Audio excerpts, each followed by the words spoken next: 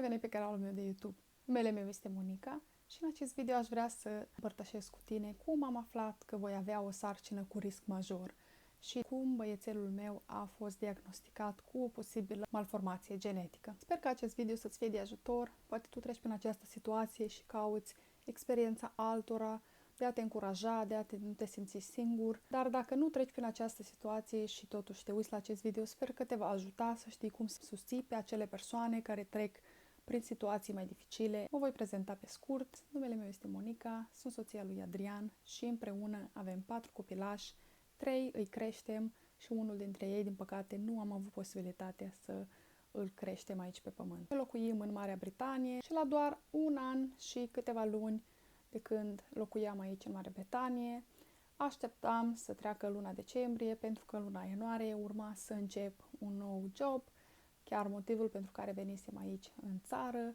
Și cu o zi înainte de Crăciun, în timp ce făceam salat de biof, i-am spus soțului meu că îmi trebuie maioneză, trebuie să meargă la magazin să cumpere și în același timp mi s-a părut mie cam ciudat pentru că nu îmi venise acea perioadă a lunii. Nu eram foarte sigură când lucrul acela se va întâmpla, deoarece cu o lună jumătate înainte avusesem un avort spontan, dar m-am gândit că ceva nu era în regulă, mi-era și puțină greață, așa că i-am spus soțului meu, în timp ce se duce să cumpere maioneză, să cumpere și un test de sarcină, pentru că aveam anumite dubii în privința aceasta. Vom aduce aminte totdeauna momentul când el a venit acasă cu un borcan de maioneză și un test de sarcină.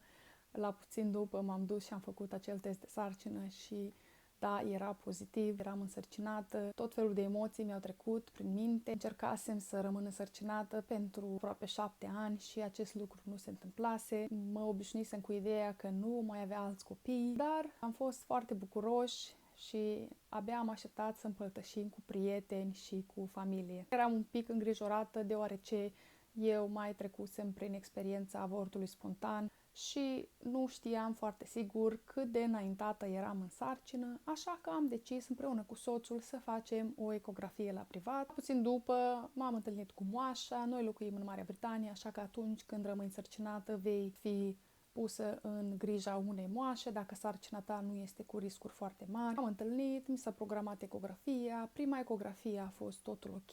Noi am decis la acea ecografie de 12 săptămâni să nu avem niciun fel de test genetic în lucrul acesta, nu ne-ar fi schimbat opinia, am fi vrut să mergem cu sarcina mai înainte și am considerat că nu mă va ajuta să fiu mai liniștită în timpul sarcinii. Bucuria creștea din ce în ce mai mare, cum și burtica începea să crească. Greața a fost teribilă în primele săptămâni, dar după primul trimestru am început să mă simt mult mai bine. La ecografia de 20 de săptămâni, ecografia în care se măsoară diferite anomalii, la copil se măsoară dezvoltarea și se poate vedea dacă vei avea o fetiță sau un băiețel. Și pentru că îmi doream ca băiatul mai mare, care pe atunci avea 7 ani, să fie mai implicat în sarcină, să-i dau și lui un rol, să vadă, să se conecteze mai bine cu următorul frățior sau surioară, am decis să-l iau cu mine. Cât eram acolo în biroul de ecografie, să fiu sinceră, nici nu mă gândeam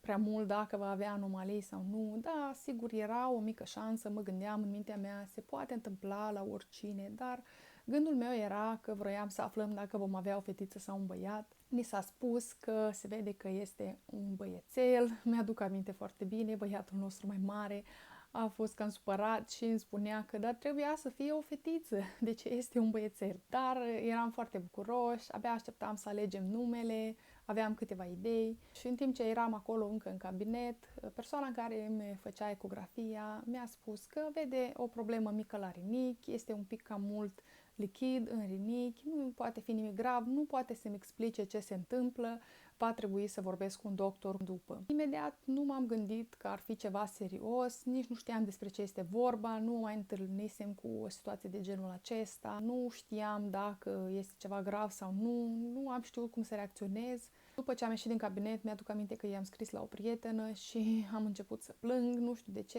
mi s-a părut deodată că poate acest lucru nu este ceva pozitiv, poate această sarcină nu va continua cum trebuie și îmi dorisem atât de mult, deja eram la jumătatea sarcinii, îmi era frică să nu o pierd în momentul acela. Știam ce înseamnă să pierzi o sarcină în primul trimestru, nu vroiam să trec și la o pierdere a unei sarcini un pic mai târziu. Am întâlnit cu doctor, mi-a spus că voi primi acasă o scrisoare în care voi fi recomandată la partea de medicină fetală, unde voi fi o sarcină sub risc major și vreau să-ți spun că a fost un chin să aștept pentru acea scrisoare.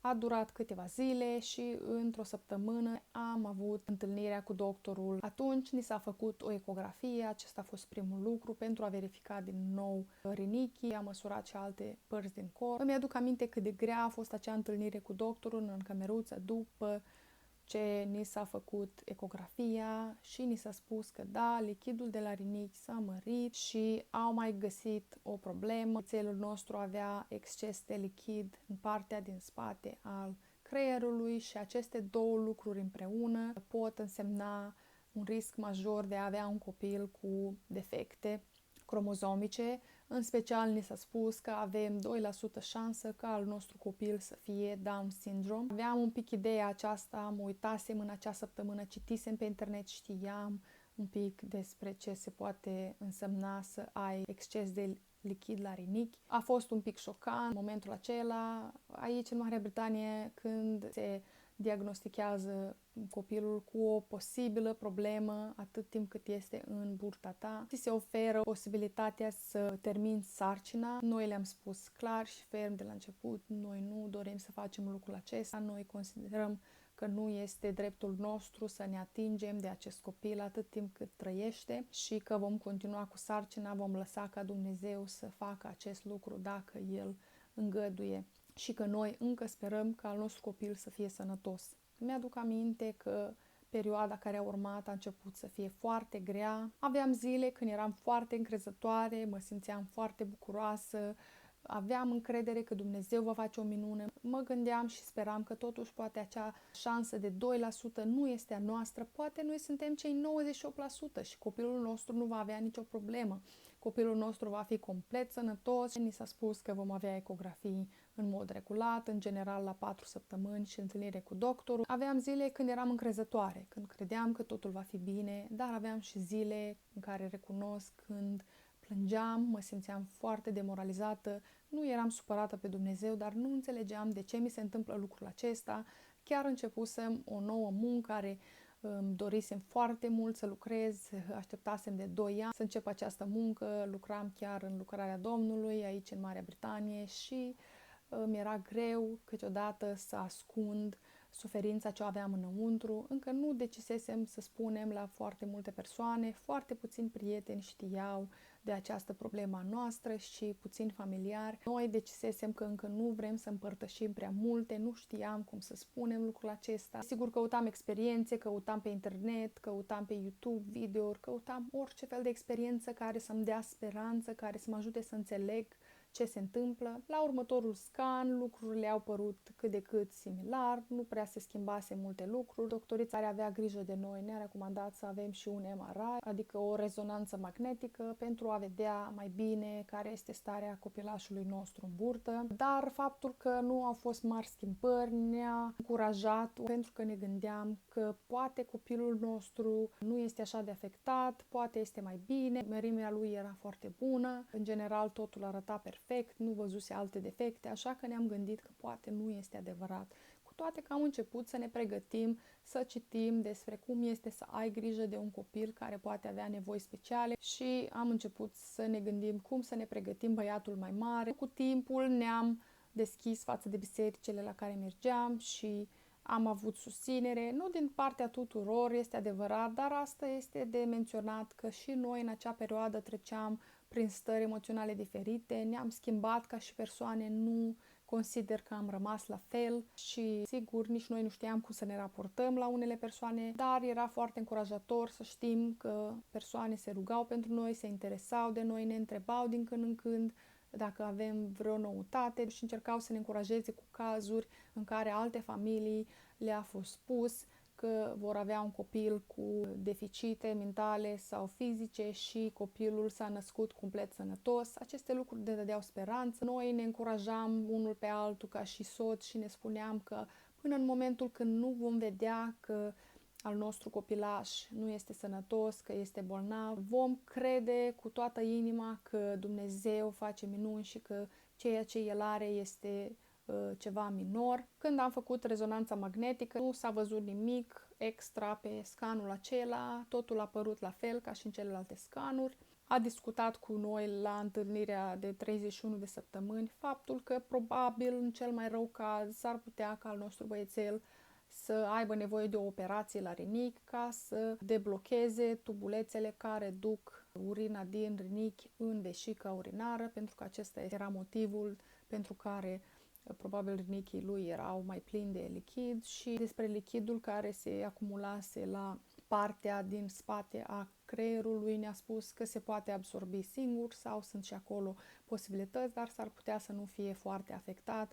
Ei erau încurajați de faptul că sarcina evolua cum trebuie și totul decurgea normal în afară de cele două probleme menționate, așa că ne pregăteam încetul cu încetul să îl primim pe băiețelul nostru, începusem să cumpărăm hăinuțe, nu cumpărasem foarte multe, adevărul este că câteodată mă simțeam ezitantă în privința aceasta, îmi era un pic frică să nu fac speranțe prea mari, dar am început să ne cumpărăm pătuțul, căruțul, chiar și pampers, câteva hăinuțe. Știu că deodată ce intrasem în trimestrul al treilea, am început să simt că totul este mai real și că ziua se apropie, așa că am fost mult mai entuziasmat să pregătim și așteptam cu nerăbdare ca băiețelul nostru să vină. Noi tot speram la fiecare ecografie ca doctorii să ne spună că s-a întâmplat o minune, dar acest lucru nu se întâmpla și desigur de fiecare dată când mergeam, cu toate că eram bucuroși că nimic nou nu apărea, eram oarecum triști că încă aveam acea posibilitate mică să nu fie sănătos complet. Și nu ne speria neapărat gândul că el ar fi putut să aibă sindromul Down. Ne obișnuisem cu ideea că vom avea grijă de el, chiar dacă va avea poate nevoi speciale. Știam că persoanele care au sindromul Down pot trăi o viață fericită, pot trăi o viață împlinită. Nu toți dintre ei au probleme majore de sănătate. Inima băiețelului nostru, în mod special, arăta perfectă, nu avea deformități faciale, așa că lucrul acesta ne încuraja că vom avea o viață frumoasă cu el, chiar dacă aceasta va însemna că poate eu va trebui să-mi dedic mai mult timp acasă, să am grijă de el, poate va avea anumite examene extra pe la spitale, dar eram pregătiți mental că acesta ne va fi viitorul. Chiar începusem să ne uităm și să ne interesăm de școli speciale, știam că în orașul nostru aici în Marea Britanie sunt școli de genul acesta și ne pregăteam încetul cu încetul, am început să citesc o carte despre aceasta, să vedem cum trebuie să ne comportăm și cu băiețelul nostru și noi să ne pregătim pentru lucrul acesta. Ne gândeam la faptul că vom da și bisericilor din care facem parte ceva materiale ca să se informeze, să știe cum să aibă grijă de copii de genul acesta. Eram încetul cu încetul cât mai pregătiți și faptul că locuim în Marea Britanie ne-a încurajat, oarecum știam că vom fi ajutați financiar. Nu că acest lucru urmărește nimeni, nu cred că nimeni își dorește să aibă un copil cu dizabilități pentru că va avea anumiți bănișori de la stat, nu cred că vei deveni bogat cu acei bani, dar ne încuraja faptul că știam că chiar dacă va trebui să-mi dedic full-time la copilul meu și să renunț la jobul pe care îl aveam, ne vom descurca, nu vom fi într-o situație financiară în care să nu avem cele necesare, pentru că statul ne va ajuta și va ajuta pe al nostru băiețel să aibă toată grija necesară, atât medicală cât și toate cele necesare acasă. Din păcate, cu toate că în sarcina mă simțisem relativ ok, prin al treilea trimestru am început să am dureri de cap. Chiar mi s-a întâmplat de 2 ori. Odată moașa îmi măsurase tensiunea și tensiunea ieșise un pic cam mare, așa că m-a trimis la spital să îmi facă un control. Acolo la spital tensiunea a reieșit că era ok, așa că m-au trimis acasă. Am continuat să am dureri de cap, așa că în altă zi când am avut niște dureri de cap foarte mari, m-am dus la o farmacie, mi s-a măsurat din nou tensiunea de câteva ori, tensiunea mea era din nou mare și m-a trimis și farmacia din nou la spital, pentru că este foarte periculos în sarcină să ai tensiunea mare și să nu-ți fie tratată. Când am ajuns la spital, tensiunea mea s-a reglat. Un alt lucru care fusese un pic mai diferit față de sarcina anterioară este că picioarele mele mi se umflase foarte mult. Știu că purtam o pereche de șlapi pentru că erau cei mai comozi papuci și atunci când îmi scoteam șlapii din picioare, rămânea urma de la șlap imprimată foarte, foarte tare în picioarele mele. Ziceai că m-a umflat cineva cu o pompă în picioare. Îmi aduc aminte că seara de multe ori soțul și băiatul mai mare îmi făceau un masaj la picioare, chiar îmi puneam o pernă sub picioare să stau cu ele mai ridicate pentru a le ajuta să se desumfle un pic. Și acesta era un desconfort, un lucru pe care îl spusesem la doctor, dar ei nu băgase în seamă prea mult, mi-au spus că totul este ok, nu văd nimic în afara limitelor, deoarece analizele mele ieșeau ok. Și la 31 de săptămâni jumătate m-am dus la spital, deoarece am crezut că am început să am simptome de travaliu și era un pic cam devreme. Acolo mi s-a spus că nu am un travaliu înainte de timp, dar au găsit că tensiunea mea este cam mare și de asemenea au găsit proteine în urină.